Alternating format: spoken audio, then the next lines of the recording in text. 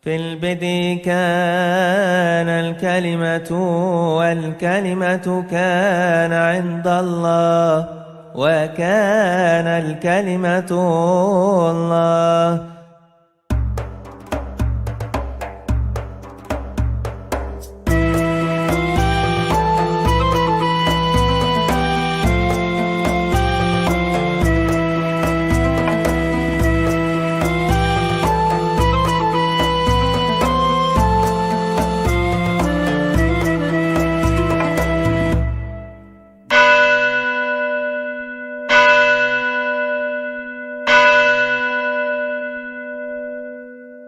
Shalom alaikum besem hamasyah. Salam sejahtera bagi saudara di dalam Kristus. Dari lereng Gunung Sinabung, Sumatera Utara, saya ingin berbagi kebenaran firman Tuhan. Hineh matov uma naim sefet achim gam yakat. Alangkah baiknya dan alangkah indahnya apabila semua saudara diam rukun bersama. Terima kasih Anda selalu setia mengikuti channel resmi YouTube saya. Silahkan berikan komentar, like, dan subscribe bagi yang belum. Tuhan memberkati kita, shalom. Nih saudara-saudara, orang Kristen kadang-kadang jadi yang pertama kitabnya dituduh palsu. Yang kedua, orang Kristen ditarik dalam perdebatan yang itu bukan masalahnya. Jangan mau. Karena apa? Kita ini karena kita tidak tahu. Lah orang tidak tahu itu obatnya ya dikasih tahu. Ya toh? Obatnya pendidikan hanya itu sebetulnya. Makanya saya bilang tadi kan semangat itu boleh. Tapi pikiran harus diisi. Kalau semangat saja itu mudah didorong-dorong orang. Ya toh? Tapi kalau pikiran saja tanpa semangat tidak mau berbuat apa-apa. Jadi dua-duanya mengandung kelemahan. Pikiran tanpa spirit yang menyala-nyala, takut melangkah. Terlalu banyak perhitungan. Tapi kalau semangat saja tanpa pikiran yang cerdas, mudah dorong-dorong, mudah dihasut, akhirnya konflik. Makanya mengasihi Tuhan, kata Yesus, tidak hanya dengan hati, tapi juga dengan akal budi, harus berimbang. Ya ini saudara-saudara, apa yang menjadi masalah? Itu adalah misalnya ada perdebatan orang muslim tentang yang dikorbankan Iska atau Ismail. Terus Anda diajak berdebat, loh kok ya mau, itu bukan masalah kita kok. Sama dengan Anda diajak berdebat tentang istrinya orang lain yang tidak ada kaitannya dengan keluarga kita. Ngapain kita mau? Nah ini yang dibutuhkan ilmu tersendiri agar kita tidak ditarik dalam konflik agama. Satu, tetapi Anda juga tidak kehilangan jati diri. Jati diri itu apa? Itu istilahnya Pak Harto dulu itu sedikit-sedikit ngomong jati diri. Identitas kita ini loh tidak hilang. Kenapa? Dalam Islam, ini pun juga jangan disalahpahami saya ngurusi agama lain. Saya sekedar cerita, kalau nggak percaya dicek sendiri sana. Yaitu, dalam Islam, Al-Quran tidak mencatat siapa anak yang nyaris dikorbankan oleh Ibrahim. Itu tidak ada itu. Dalam surat Asy-Syaffat itu, Quran menyebutkan cuman fabasyarnahu bigulamin halim. Dan telah diberikan kabar gembira kepadanya dengan anak yang sabar, anak yang soleh, anak yang penyantun. Hanya itu teksnya. Kemudian kitab tafsir, ada yang mengatakan Iska, ada yang mengatakan Ismail. Yang mengatakan Iska itu misalnya tafsir Muqatil bin Sulaiman yang ditulis kira-kira tahun 776. Wa huwa Iska bin Saroh. Dia adalah Iska, anaknya Sarah. Abad ke-10 muncul tafsir lagi Quran yang disebut Jami'ul Bayan fit Tafsiril Quran yang dikarang oleh At-Tabari. Dalam tafsir At-Tabari ada hadis yang mengatakan Iska yang nyaris dikorbankan, ada hadis yang mengatakan Ismail yang nyaris dikorbankan. Itu agama Islam. Jadi kan urusannya Islam sendiri kan, ngapain Anda diajak-ajak berdebat soal Ismail atau Iska? Alkitab kita, ya, semua naskah kunonya mengatakan Ishak, tidak ada Ismail satupun. Dan bukan hanya naskah kuno Alkitab yang di tangan orang Kristen. Naskah kuno Alkitab yang di tangan orang Yahudi, yang di tangan orang Samaria, semuanya Ishak. Jadi kenapa kita mau ditarik dalam perdebatan yang bukan wilayah kita? Jangan mau ngurusi istrinya orang.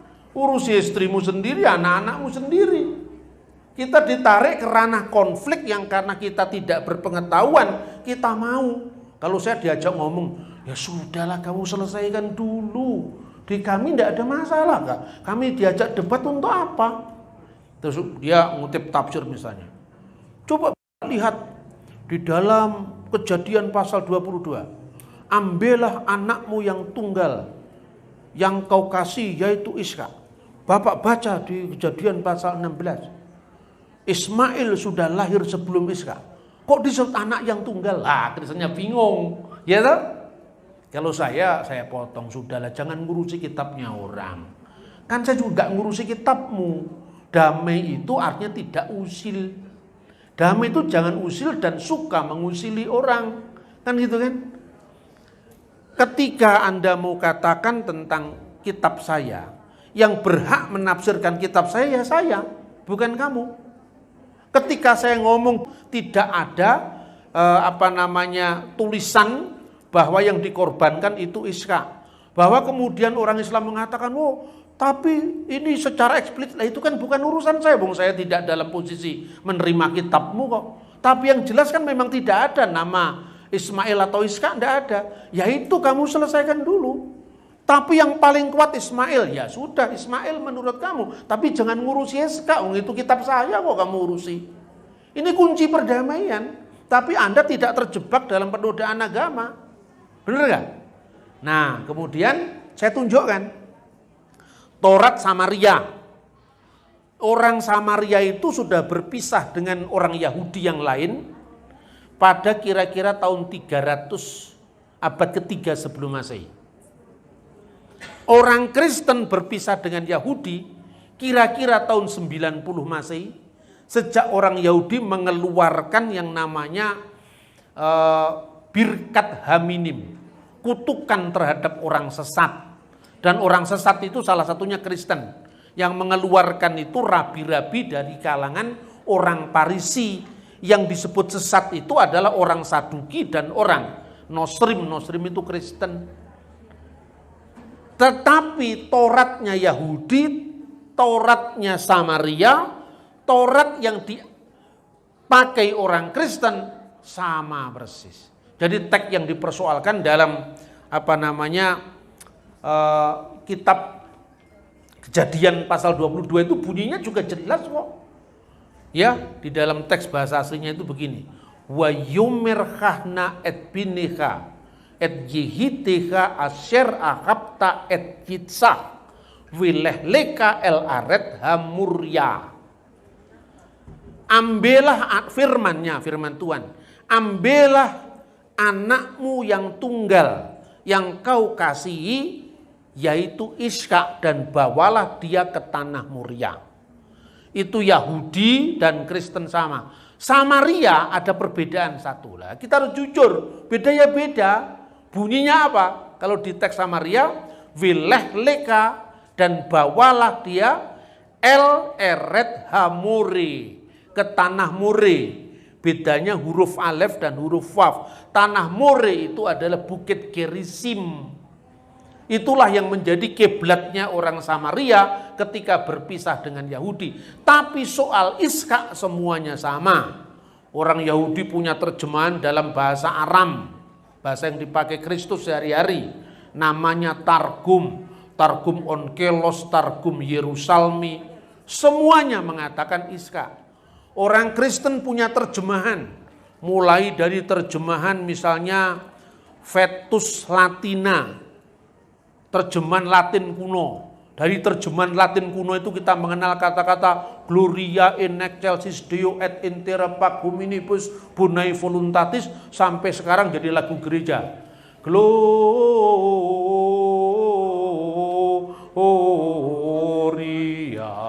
in excelsis Deo. Itu tahun 150-an. Sampai sekarang tidak berubah karena jadi lagu, makanya sulit diubah. Ya toh? Sesuatu yang liturgis itu kan sulit diubah. Makanya orang karismatik jangan nanti liturgi. Karena liturgi itu adalah berteologi lewat lagu. Kalau lagunya dibikin bebas, nanti pikiran yang nulis lagu masuk. Tapi kesinambungan teksnya dari abad pertama, kedua, ketiga hilang, itulah sebabnya. Makanya gereja gampang jatuh dalam ajaran yang aneh bin ajaib. Bener enggak? Itu semuanya itu ada maksudnya. Makanya kita jangan gampang-gampangnya terpengaruh dengan yang baru-baru itulah. Yang baru kan belum menunjukkan, wah ini Pak ada nabi baru. Belum diuji oleh zaman. Ya toh?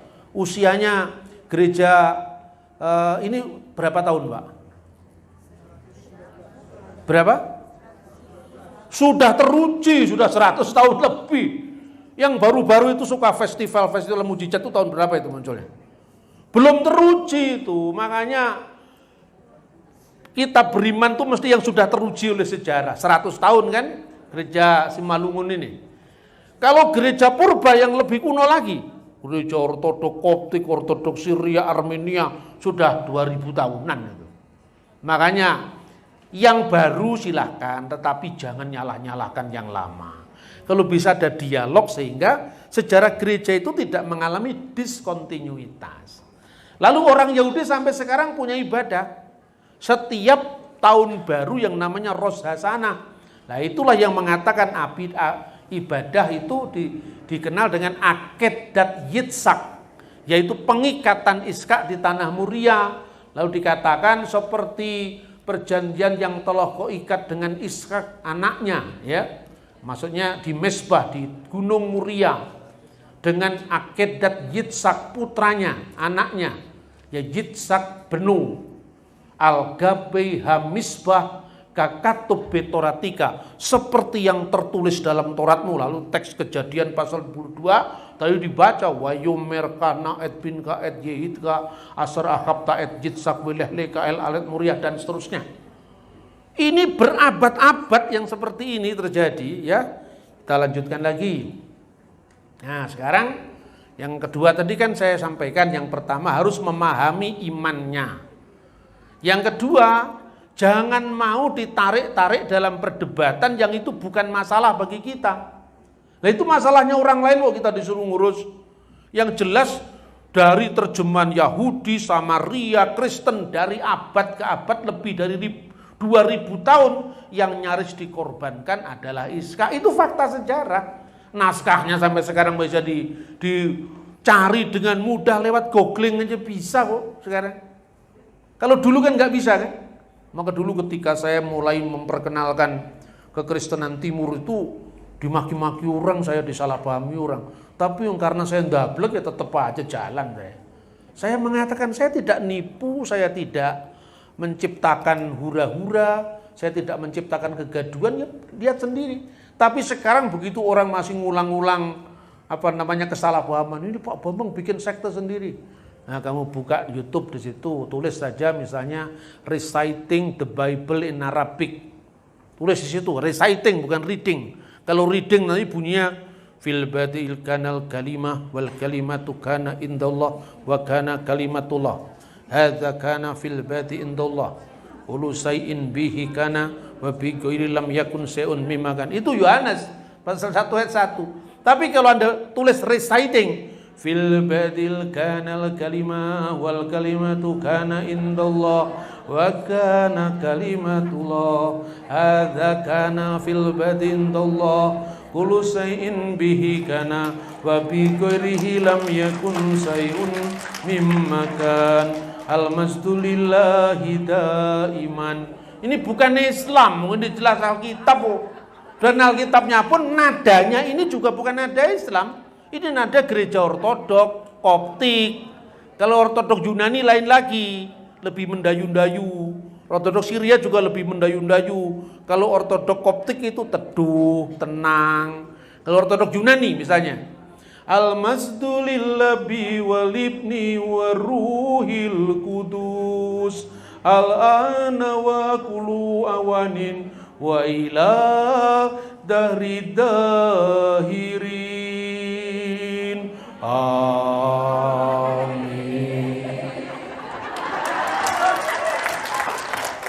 Itu apa? Nadanya kan do itu kan. Apa itu artinya? Itu sama dengan liturgi Protestan itu loh. Kemuliaan bagi Bapa dan Putra dan Roh Kudus, sama dengan itu. Sekarang dan selalu serta sepanjang segala abad. Amin. Cuman kalau Protestan nadanya nada barat. Kalau di tadi nada Libanon, nada Mesir. Kristen itu kaya lah. Nanti bikin nada Batak Karo, nada Batak Simalungun, Batak Toba. Kan begitu, nada Jawa. Bisa. Kekristenan itu kan tidak anti budaya. Di mana dia budaya itu berkembang, di sana dia dilakukan yang namanya inkulturasi atau kontekstualisasi. Ya, jadi kita tidak usah mau ngurusi orang lain, jangan mau usil dan jangan mau diusili.